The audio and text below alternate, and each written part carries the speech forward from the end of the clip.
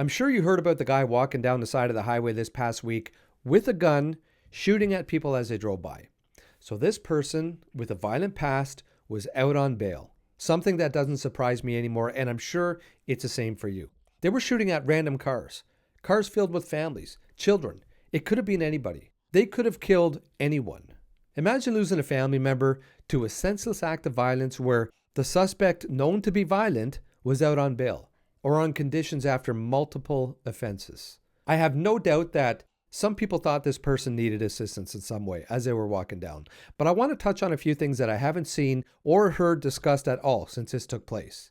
These types of incidents, they affect people's psyche, both in the short term and long term, and can certainly affect how we act towards others in need. The first can be described as defensive altruism or preemptive self-defense. So helping others in a way that prioritizes self-protection, such as refusing to help or reacting aggressively when approached. Hypervigilance or paranoia, leading people to assume that any approach might be malicious.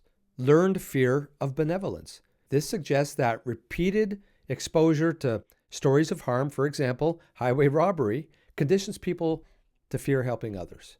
These may be subconscious thoughts, and you can't blame people for that. But what happens when somebody takes it too far? They panic when they're approached by somebody who genuinely needs help, and it causes them to act aggressively. They develop a "I'll get them before they get me" mentality. Could it be a possible defense in court if they did something drastic? Anything could be a defense, but would a jury accept the behavior as reasonable? I'm using the latest incident as an example, so the guy walking down the highway at night shooting at vehicles, but it could be any scenario. Approaching your home or apartment at night, approaching you and your kids on the sidewalk or in a parking garage. It's a hell of a way to live. When fear becomes the norm, who pays the price? Please share your thoughts.